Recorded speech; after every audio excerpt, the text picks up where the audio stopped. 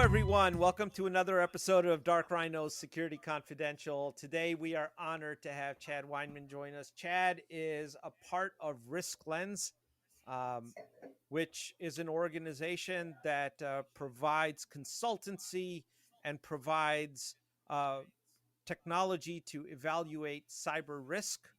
And they have had an immense contribution, as has their founder. And we're honored to have him here today. Thank you for joining us, Chad. Appreciate it. Absolutely. Happy to be here. Hey, Thanks. so, Chad, we got to ask, risk is a gigantic topic in cybersecurity. I don't think you can visit a cybersecurity vendor, a cybersecurity consultancy's website hmm where you don't see the word risk. And it comes up, it's hmm used so often, and I would dare to say that it's actually abused in many ways. Because in hmm our personal experience, we have found most organizations have a hard time actually quantifying it and really hmm saying, what is risk to them, what is acceptable, what is hmm not, how do we get there? Your insights or thoughts hmm on that, is that what you folks might observe in the industry, or are we an exception in that observation? no, definitely not. It's a magic word, risk. You put it in your job description, put it all over your resume, anything you're sending to the business, just put the word risk in there half a dozen times. It's overused, and it's like a lot of other words like model, framework, things like That's that. right. That you can just, when in doubt, put the word risk in there, and you'll get somebody's attention. Um, and yeah, unfortunately, because of that, it's watered down or used blindly. An example I always point out when I talk to organizations is if they pull up their quote unquote risk register, it's a dumpster file almost all the time, dumpster fire of a whole bunch of stuff, findings, audits, assets, groups. Like, it's a mess of everything. You want to pull your hair out when you go through it, and it's just because it's a word that's just thrown around very cavalier and magically. And so I think one of the first things I learned quickly was the benefit of actually understanding what risk is and being able to explain what risk is. Um, because I myself at one point was throwing it around very casually as well, and so that's probably step one is understanding that, but it's a huge problem in the industry and space. So Do you have some, so so yeah, how absolutely. should companies look at it? So if you're whether you're a greenfield startup and you're looking at risk, or you're a company that's Yeah. been business for a while, what are some ground rules, some, for when you start talking risk, what should be some ground rules that are put in place Yeah. to? I think it's just having intention. Because the crazy thing is most everybody rallies around the same definition of what it is, which is some form of likelihood or frequency and then impact. It's like car insurance, right? Teenagers are going to pay more in car insurance. Why? Higher likelihood they're going to get in an accident, Right. right? And then obviously impact costs. So insuring a Honda Civic is not the same as insuring a Ferrari. There's various values of the asset. And so it's this idea of how likely is some bad event going to happen. When it does, what's the impact or loss associated with it? Everybody agrees that's pretty common, pretty standard, pretty used. But when people use the word risk, they use it not to discuss things that you can measure that definition on, but just around anything. So, as an example, a malicious insider is not a risk. Yeah, I can't tell you the likelihood or impact of a malicious insider than of themselves. What I could tell you is what a malicious insider may do. They may take your systems offline, they may steal information. Well, each of those has a different likelihood and impact. So the biggest thing is understanding that and having intention that when you talk about risk, you can only assign a likelihood and impact to an event, some scenario, or what we refer to as a loss event, something that creates loss. And so often what people do is, and not just cybersecurity professionals, but business people, is we always, one of the first things I teach the people on my team is you need to become a therapist. And people will come to you and they're going to tell you all their problems and their issues and their concerns. And they're going to be like, oh, I'm worried about the cloud, and I'm worried about malicious insiders, and I'm worried about this and that. And you have to translate. You have to like sit on my sofa. Let me ask you 2 or 3 more questions. I want to find out what you're really worried about. And it's really meaning I'm going to pull these threads to figure out, well, what is the event or events that you're worried about? And that's what I can measure. That's what I can assign a likelihood and an impact to. So it's really just having some intention behind it versus adding the word risk to whatever you want. It's understanding that you probably have to take it 1 or 2 steps further to define what is it you're measuring or assessing the likelihood and impact of. That's all. So would you say that they should, like a lot of companies have a disaster recovery plan in place? Mm-hmm. Is that a good place to look for what might be those events? Could be, absolutely. It's funny though. I had a risk register I looked at a customer that called their business continuity team a risk. Okay. And I'm like, wait, business continuity is a risk? I'm like, isn't that a group of people? And they're like, well, yeah, there's a group that does that. So you're calling them a risk? I'm like, do you not like them? And they're like, no, I mean, so they suck at their job? And they're like, no, I don't mean that either. What do you mean? And they're like, well, we can't recover quickly. Oh, okay. Well, that's not like, once again, so the risk is when an outage occurs or something that takes your systems offline, the impact is going to be longer than, like, it's just asking intelligent questions to understand, oh, what's the probability you have an outage? If it's once in every 100 years, maybe it's okay. You don't have the fastest recovery time frame. But if it's something that happens every week or every month, maybe it matters a hell of a lot more. And so, yeah, I mean, disaster recovery, audit find, I mean, basically all of those sources of concerns are all valid. Audit findings, current events happening in the industry, business continuity or disaster recovery scenarios. It's just taking them the next step to define, well, what are the specific events that cause those findings to create loss, and then kind of pulling that thread a little bit, like I said earlier. Would you consider regulatory fines as a set of as a loss and thus a threat or a risk? Yeah. Yeah, no, it's good. It's no, it's true. Sorry, I had to ask that question. Yes. And no, in most cases I wouldn't and because I care about my career, I don't go around calling regulators threats. But in some ways they act in the manner like a threat because they create loss by finding or issuing judgments or whatnot. But usually they're doing it in response to some other event. So usually there's this idea of the bad thing happens and there's an initial loss that happens with that. And then sometimes there's fallout from that. And that can include fines, lawsuits, settlements, reputational harm. And so often how we view it is there's a catalyst event. This is more, regulators are more the fallout or the response to a reaction to that event.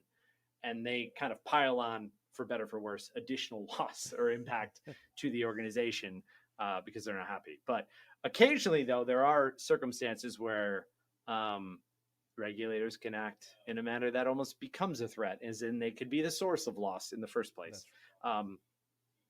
Definitely in different depending on the geographies business and industries. and the geography, Yeah. they can. I mean, if you're in the defense business, the government can shut you down.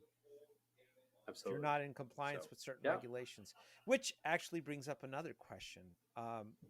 We often see that compliance does not correlate to great cybersecurity. Yeah.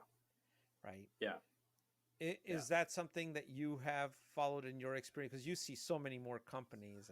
I mean, it's yeah. I mean, that's how I got into risk. Oh, really? So please tell. I was let's say I started earlier in my career in the let's just say the big four accounting and auditing firms and professional services. And I was an IT auditor at the time when it was a thing. I went into it not knowing what it was. Nobody could tell me what it was. And then it became a big thing. Yep. But I remember having a pretty strong technology background from programming and other experiences beforehand. And kind of auditing, let's just say, a large organization in a whole bunch of their environment, and coming up with a list of findings. And I went to a meeting with this person, very experienced, had been managing teams and thousands of systems for a decade. And I went to him very naively and said, well, I've got a list of risks here for you. And I started going through all these findings and saying, well, this is wrong, and this is bad, and this is wrong, and this is a risk, and this is a risk. And he was like, I can tell you 15 reasons why those things do not matter and represent almost zero risk. And the reality is, because I had a technology background, I kind of knew he was right. I was like, I can't defend this. Like, I get it. These are the most minute little issues you have to deal with. But in my role, this is not the way it says it's supposed to be. So I'm writing this up as a finding, and this is a risk, quote unquote. And so to me, that was something that it bothered me. It bothered me that I felt like I was like a principal grading people, Yep. or like a school teacher grading them. But I knew what I was doing was lacking any critical thinking or defensibility. And that's kind of where I learned, oh, risk is that thing that kind of takes the next step and really understands how much does that matter. And then I found out how risk was done and was like, oh, no, it's not very good. And then I kind of got into where kind of pulling the envelope there and trying to innovate. But yeah, I mean, I think compliance is necessary. It's important, but it is definitely not risk. And that, not all findings are created equal. And that's the step I think most people that look at compliance and auditing could really add value is critically thinking that, hey, especially not to throw shade on that whole industry too, but I remember if somebody didn't address something in a time period we liked, we started saying, oh, well, this could become a significant finding. Did the risk change? No, we're just bothered that you didn't address it. Well, that's BS. That doesn't make any sense, right? It could represent even less risk than it did the first time we pointed it out, but we're going to say it's significant because you didn't address it like we wanted you to. So I think that uncomfort that I had with what I was doing kind of led me down the path of understanding that risk might be that, all right, we're going to peel back the cover and actually understand it more. I'm so glad. That's kind of what got me into what I do. I'm so glad you're saying this because we have, when we go in and we talk to the management teams, a lot of times they're like, well, we don't need these things. We're already PCI compliant. We already have our SOC 2. We have sufficient controls. But then we always like to point out to them, let's look at JP Morgan Chase. They got breached. CNA, they got breached. That's a megacorp. Yahoo, 3 billion records. They got breached. Target, they got breached. Yep. And every one of and we can go play the Home Depot. I mean, pick a company. I mean, they all got breached. Every one of those companies was compliant with all the compliances. All the things you could do. All the things you could do. And not, check all the boxes. The boxes. And that doesn't equate to good cyber security or understanding of the risk that goes along with it. So tell us. I mean, to me, I feel like for a second, like checking the boxes is like foundational. It's like baseline. It's like, we got to do it. Let's do it. But if you want to really get into adding value in the security field, it's how are you going to minimize the impact, to respond really efficiently, or understand how do you reduce the probability of things materializing, because checking the boxes is not going to prevent it from happening. It's not ever going to be, making you perfectly secure. It's not going to help you recover quickly.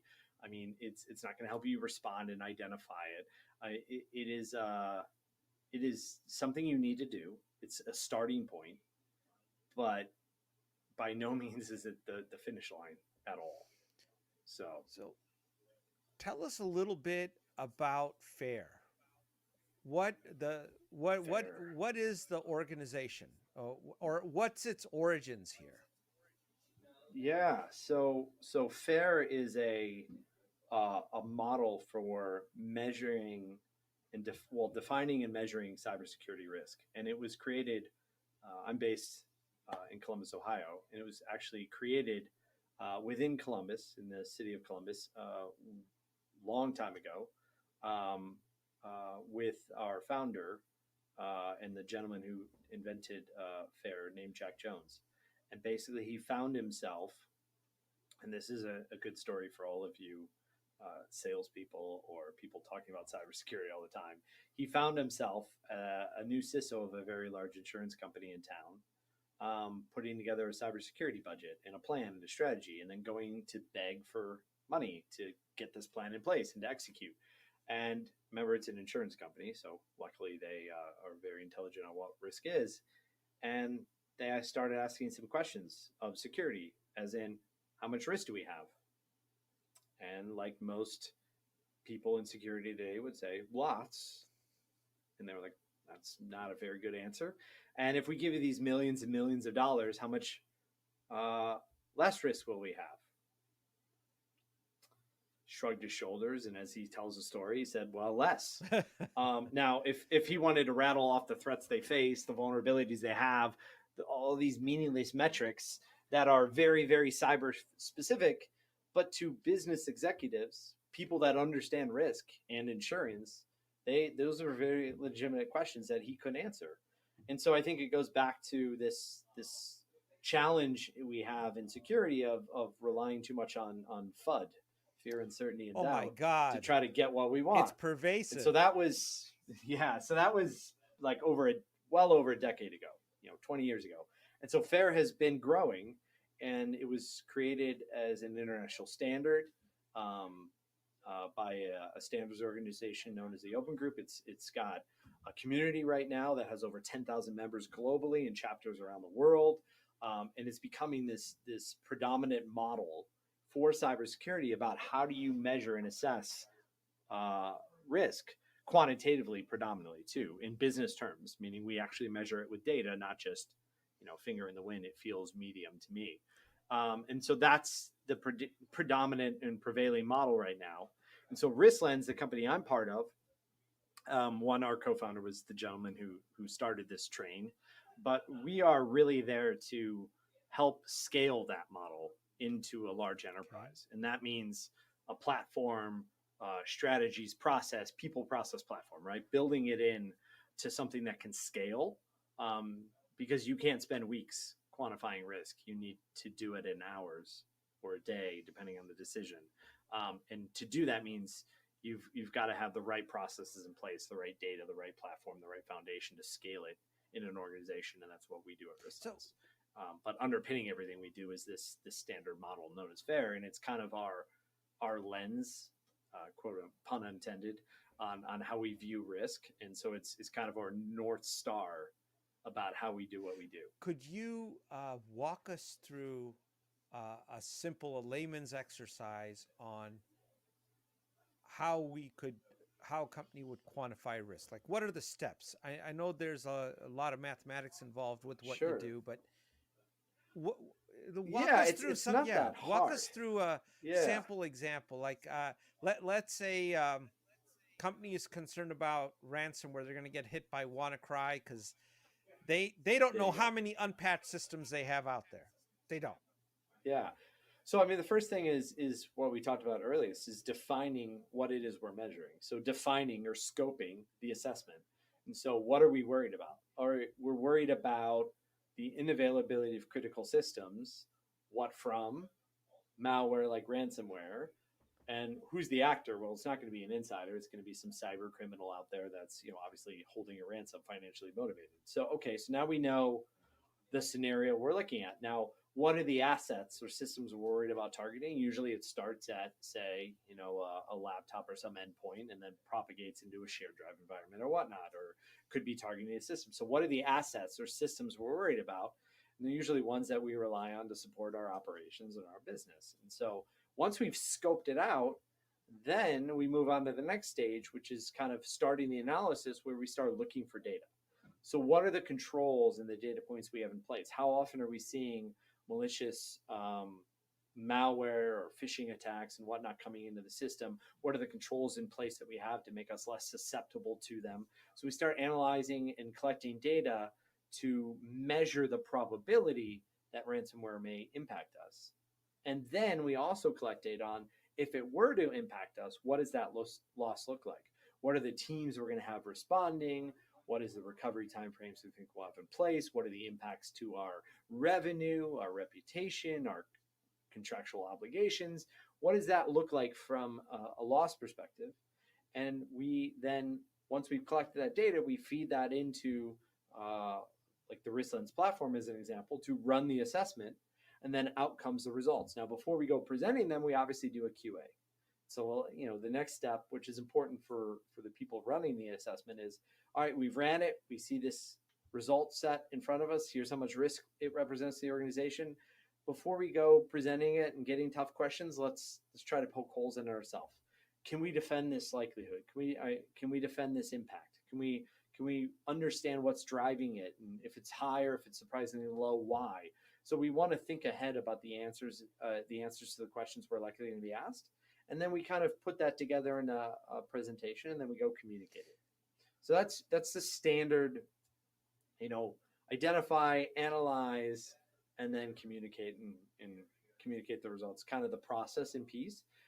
General kind of risk assessment or risk management process. That's sort of the one thing that we do a lot in RiskLens with FAIR is I find one of the biggest problems I have with risk is we almost stop halfway to adding value, as in just telling the organization, this is a lot of risk, this is a little risk, this is a lot of risk. Okay, kind of tell them what's important, what's not.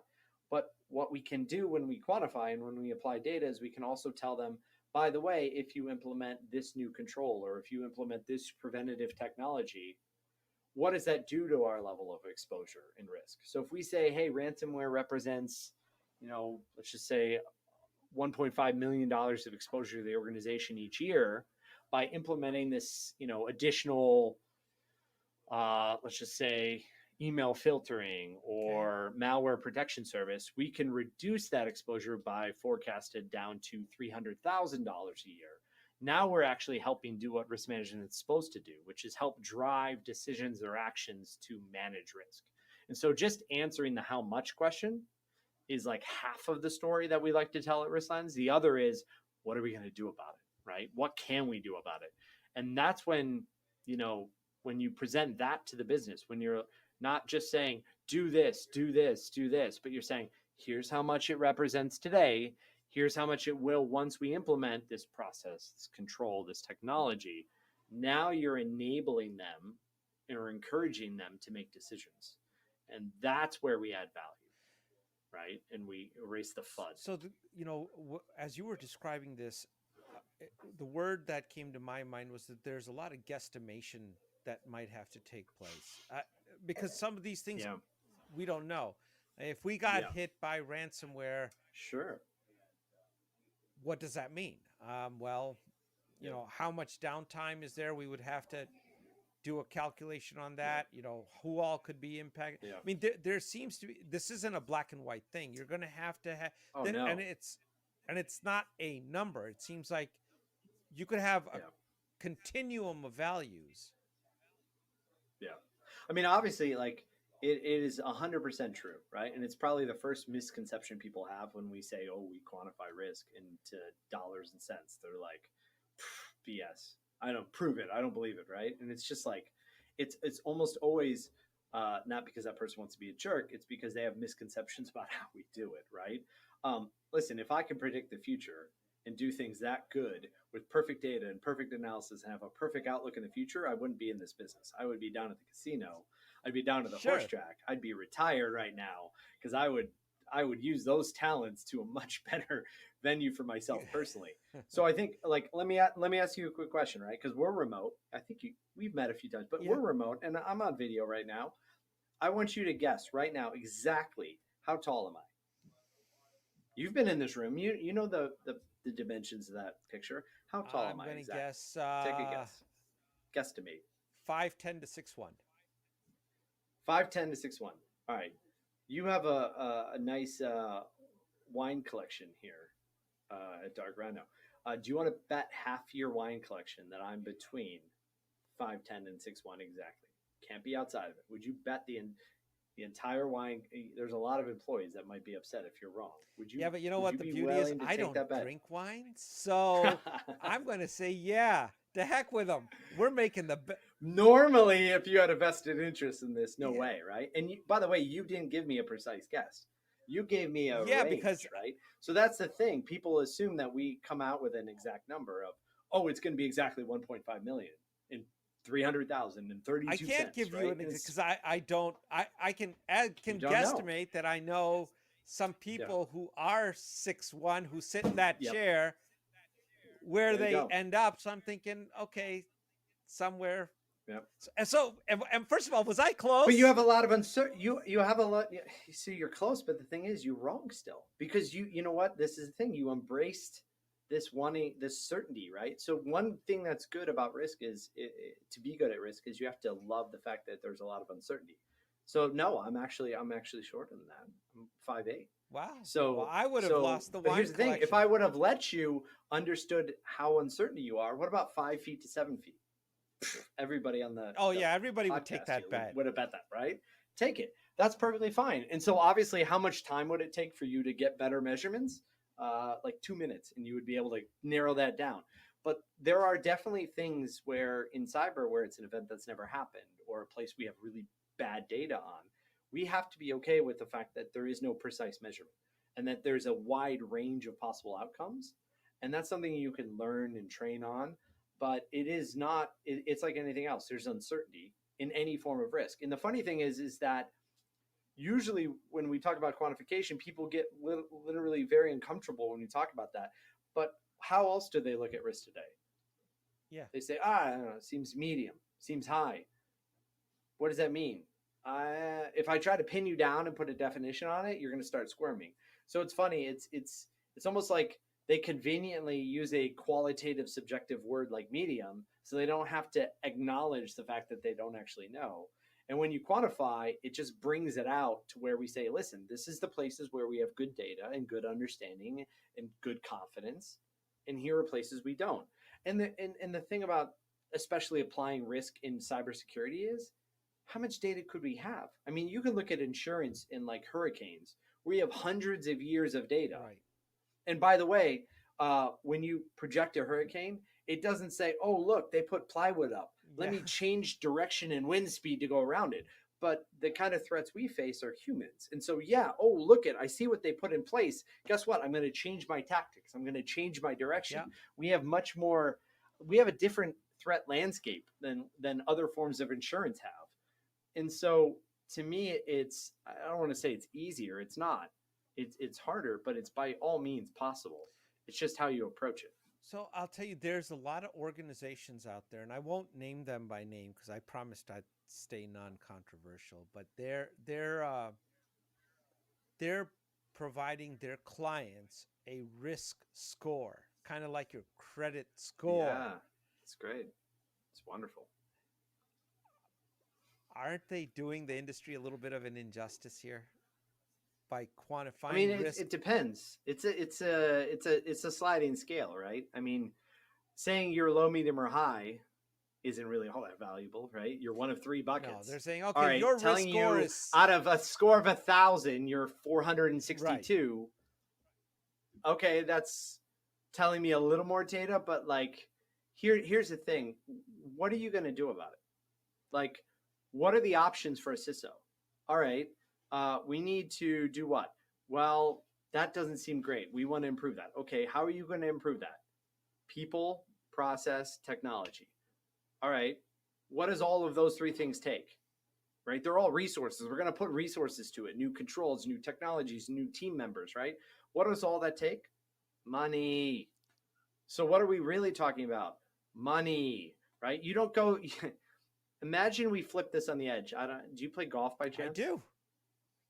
So imagine I came to you and I said, I work for Titleist. They don't know it. It's secret. I work for them. Okay. And in my basement last night, I created the greatest new driver. Best driver you've ever hit. And I think you're the CEO, the entire company of Titleist, we got to put all our efforts behind this new driver. Now you're a golfer and you're a CEO. What are you going to ask me about this driver I'm raving about in your office? You're going to want to know what about it. You're a golfer. What do you want to know about it? I want to know how much of an improvement in yardage I'm going to likely get. And then what have you done to it? Is it heavier? There you go. I got to tell you, I've done a lot, and I'm going to tell you I've got a medium-high feeling you're going to hit the ball farther. And I got a moderate to low amount of confidence we're going to sell more drivers. Are you going to take that seriously? No. You're going to laugh me out of the room. You'd be like, who let this ridiculous person into my office, right? But that's literally the conversation, if we're honest about ourselves, that we do in security. We're like, I need another $400,000. Why? I got to implement this new control. Well, what's it going to do? Well, we got this high risk, and I hope I'm going to make it medium. And so, like, to me, it's not that we're quantifying in dollars and cents. We're doing that because that is the unit of measure by which we're evaluating, right, cost benefit. While every investment we're making is usually going to take money, people, and time, right, resources, and we have a responsibility to the organization to say, okay, before we spend money on those resources, we have a responsibility to say, what is that going to do? And is that a smart business decision? And the only way to do that is, I would argue, quantification, talking about it in business terms, in dollars and cents or euros. Yeah, or sure. pounds Something or that's whatever, monetary, right? that's valuable to them. Apples to apples. And so I ask you, if I give you a score and I say, okay, we're at 642, and if you do these things and you spend $1 million, you'll get it down to a 486. If you're a CFO, is that a good answer?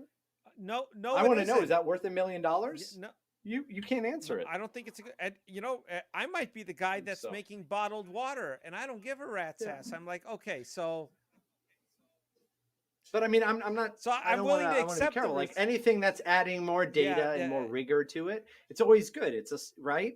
But I feel like anytime you're still ending up talking about scores or ratings, you're falling short of trying to answer the question, what I think is often the question, which is this a good business decision? Exactly. And that's the cost benefit of the investment.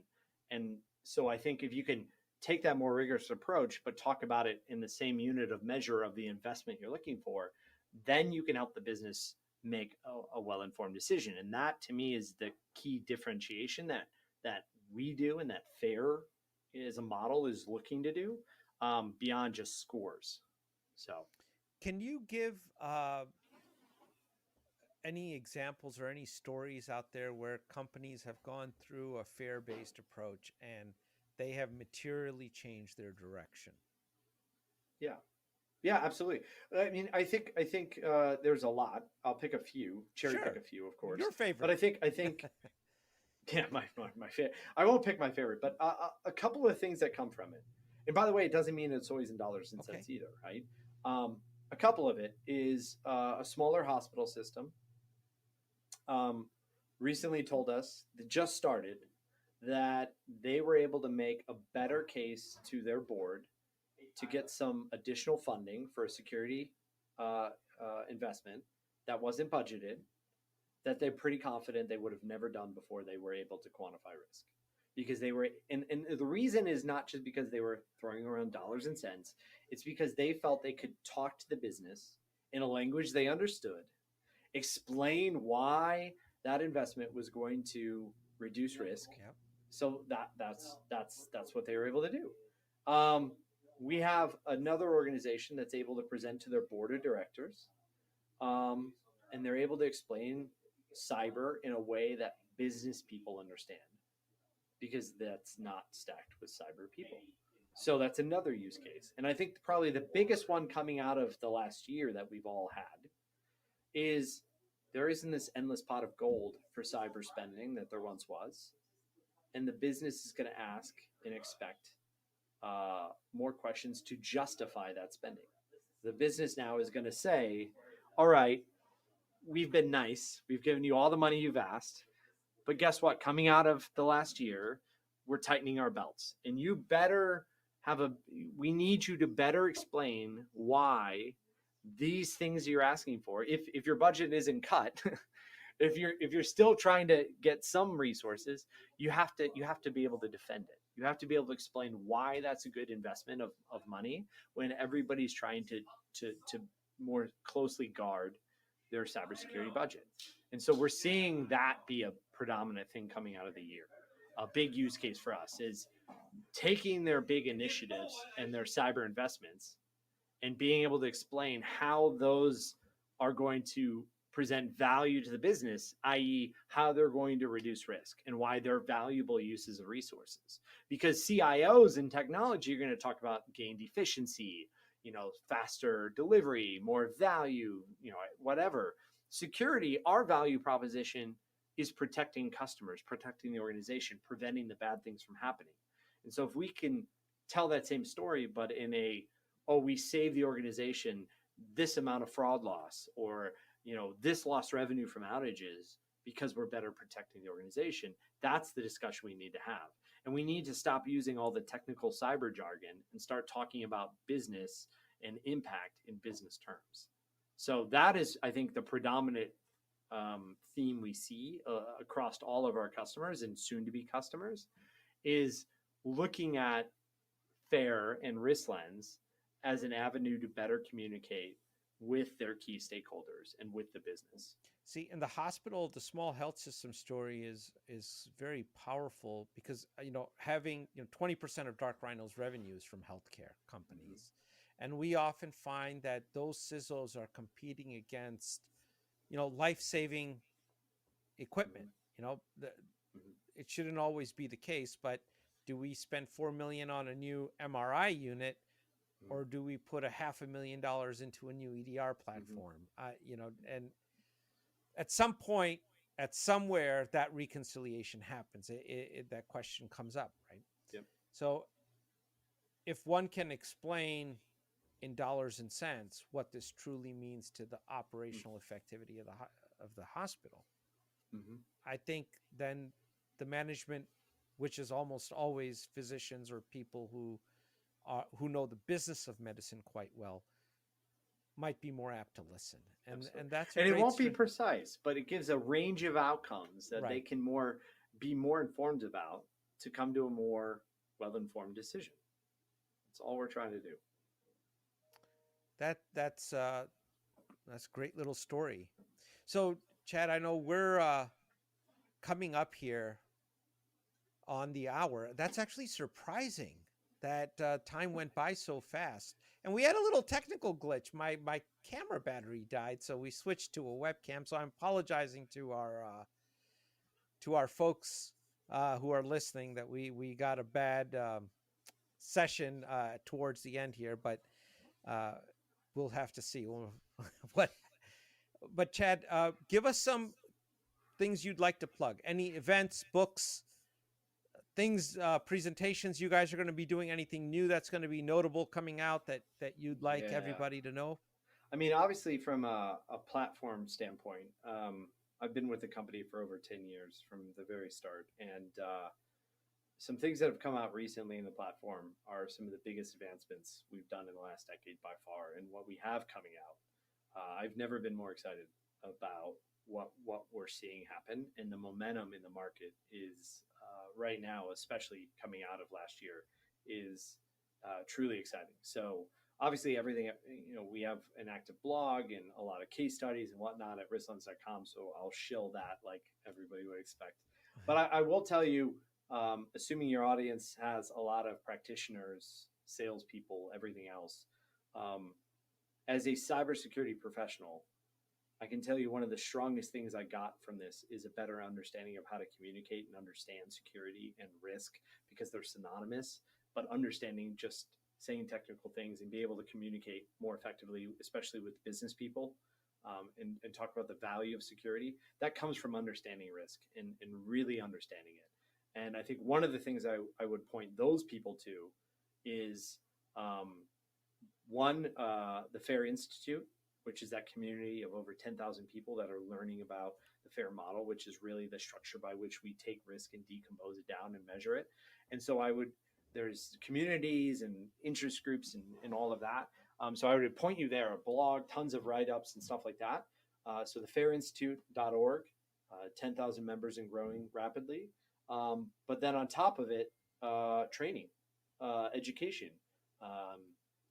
It's usually a place where people have funds and resources, and what are you going to learn and grow professionally in the next year?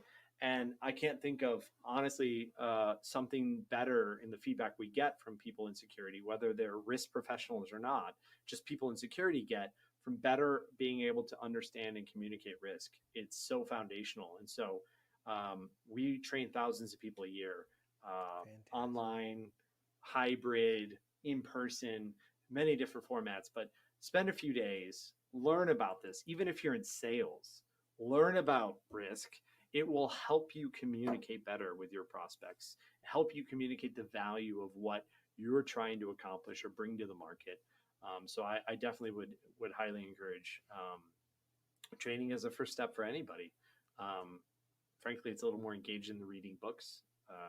My personal opinion. Well, Podcasts are great too. So, yeah. Well, maybe at some point we can do like a little mini series with you guys, and take people through an exercise. We could do wine Wednesdays and risk, and we'll see. I'm out. You know what? So. That is a really good concept. So when the new studio is up and running, and some of these COVID restrictions come to an end, I think it'll be a great. That is a great concept. We used to do whiteboard and whiskey Fridays. There you go. I love it.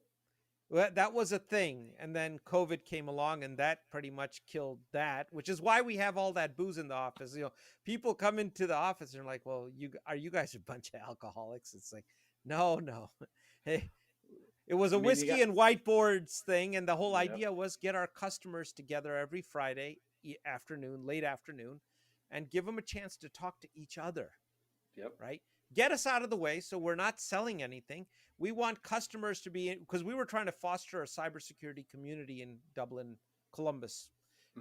Get them to talk to each other, and perhaps they can have a glass or two of an allocated bourbon that they wouldn't be able to buy on the open market. It's great. There's always a great, every city I go to, there's always a great opportunity to have a good community of people that can share ideas, thoughts, news, updates. It's always good to stay close in your communities. And whenever it's a whiskey or wine, sign me up. I'll be there quickly. I might have to. We're going to take you up on that. Believe me. So with that, everyone, we're going to sign off. And thanks again, Chad, for joining us. It's been a real pleasure. Absolutely. And definitely, if you found it interesting or if anybody wants to talk more about it, I'm on LinkedIn, so feel free to hit me up. We will put your LinkedIn profile in the show notes and a direct link to it. And we'll put, if you can send me your blog link, I'll put that in the show notes. Perfect. As well.